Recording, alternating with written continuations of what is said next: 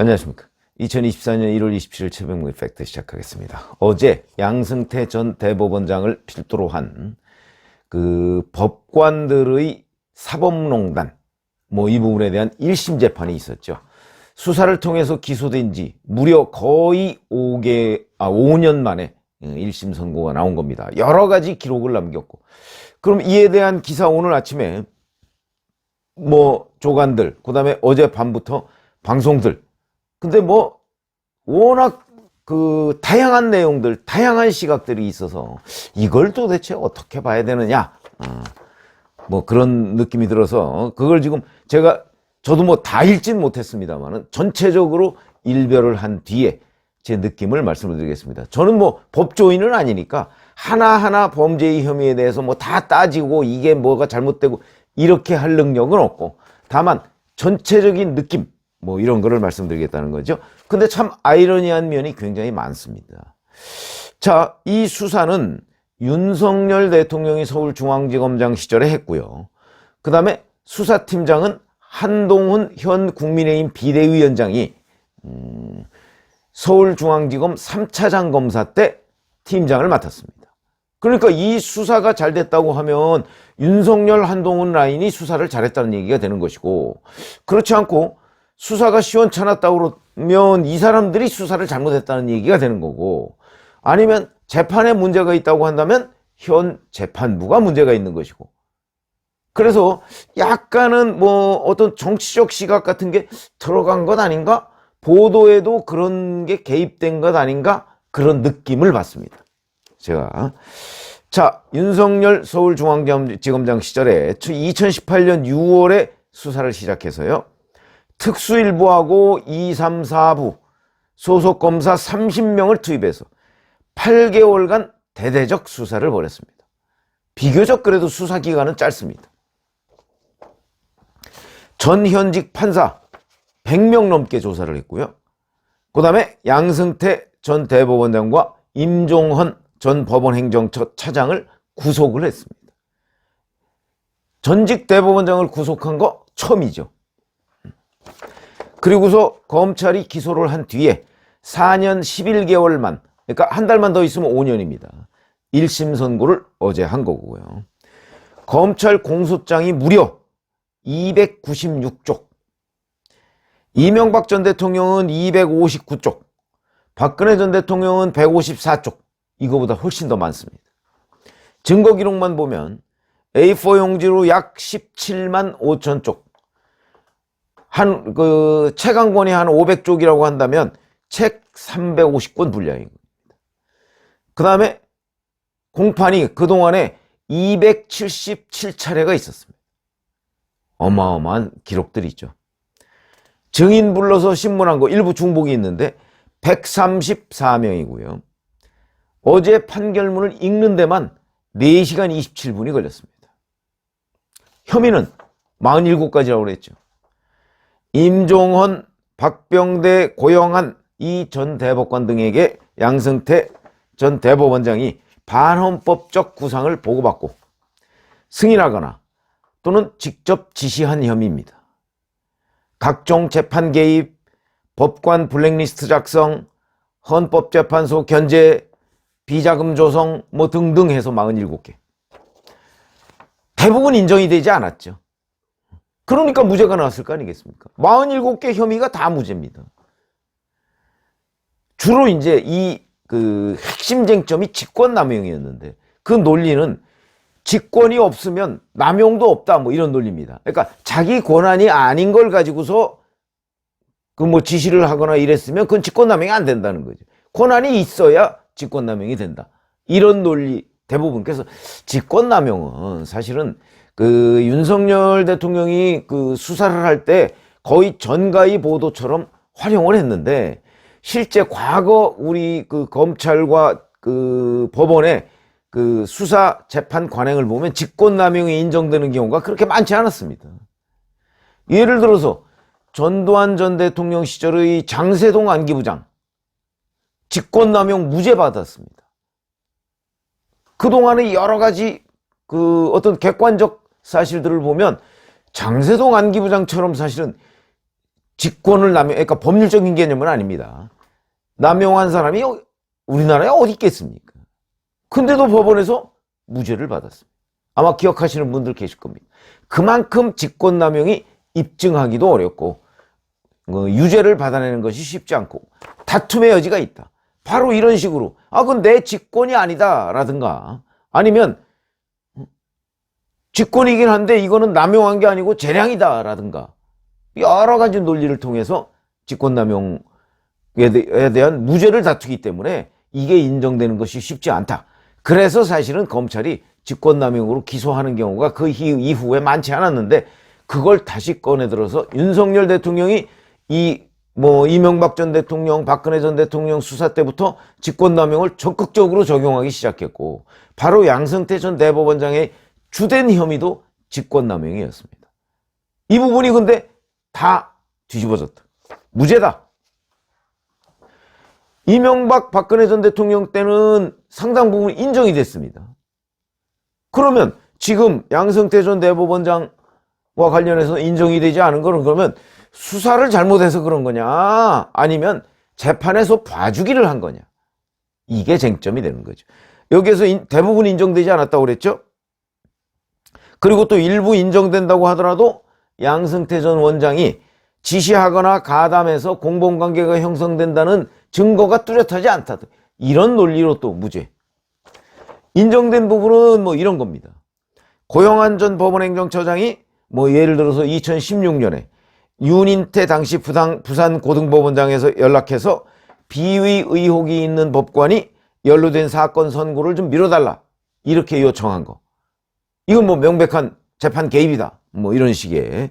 그 다음에 법원행정처가 2015년 조한창 당시 서울행정법원 수석 부장판사한테 통합진보당이 제기한 행정소송과 관련해서 각하는 부적절하다라는 취지로 의견서를 전달한 거. 이런 것들이 이제 재판 개입이다. 근데 이걸 양승태 전 대법원장이 했다는 증거가 없다. 부족하다. 이런 겁니다. 이래서 인정하지 못하겠다. 이런 거거든요. 이 사실을 보도하는 언론사 흥미롭습니다. 아까 제가 말씀드렸죠.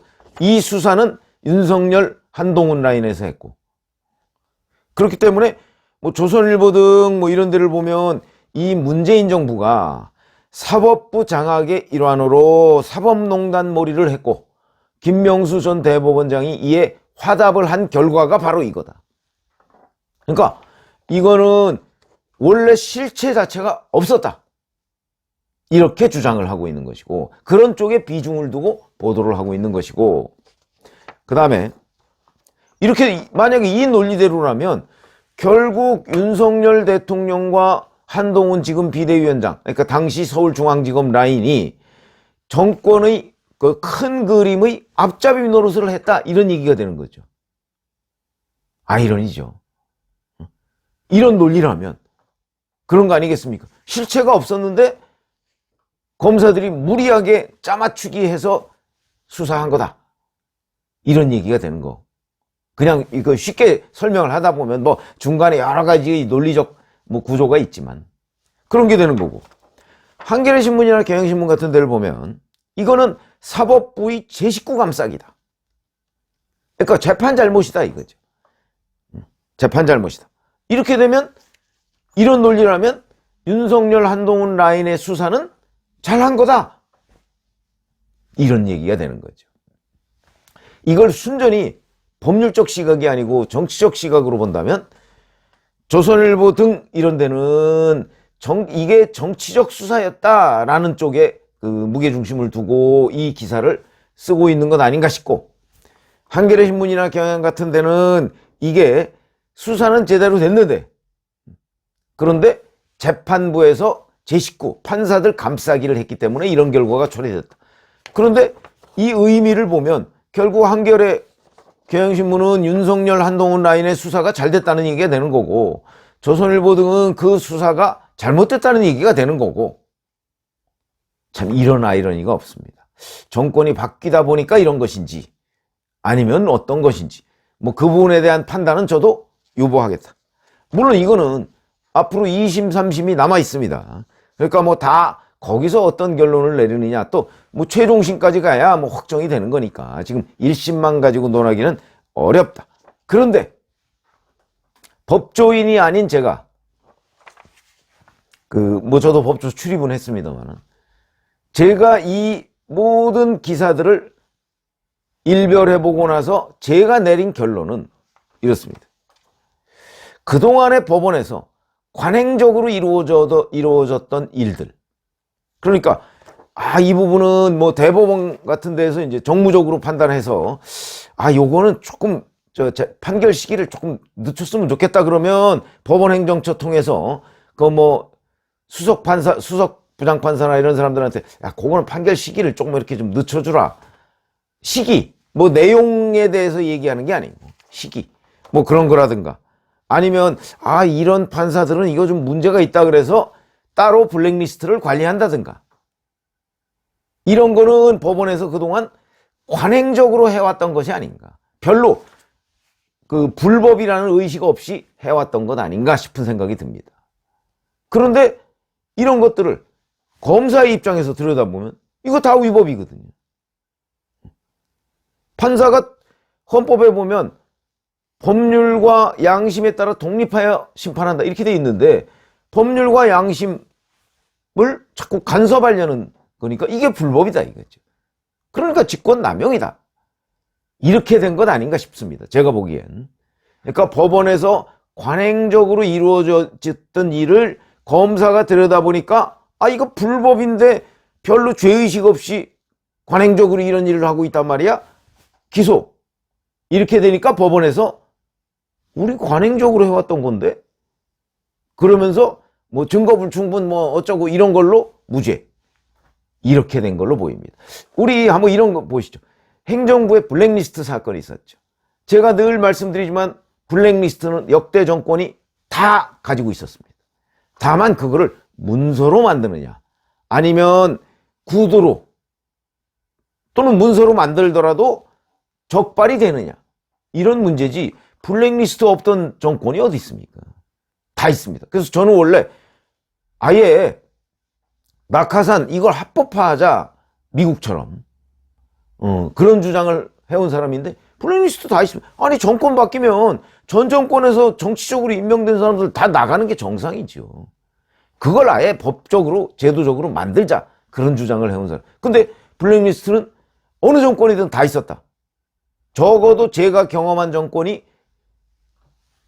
민정당부터 해서 노태우 정부, 그 다음에 YS, DJ, 노무현, 이명박, 그 다음에 박근혜, 문재인, 윤석열까지 지금 9개 정권이네. 제가 기자 생활을 해가면서 겪었던, 정치부 기자 생활을 하면서 겪었던 정권이 지금이 9번째입니다. 모두 다 블랙리스트가 있었습니다. 근데 적발돼서 처벌받은 사람은 박근혜 정부 때거든요. 그런 거하고 저는 비슷하다고 생각합니다.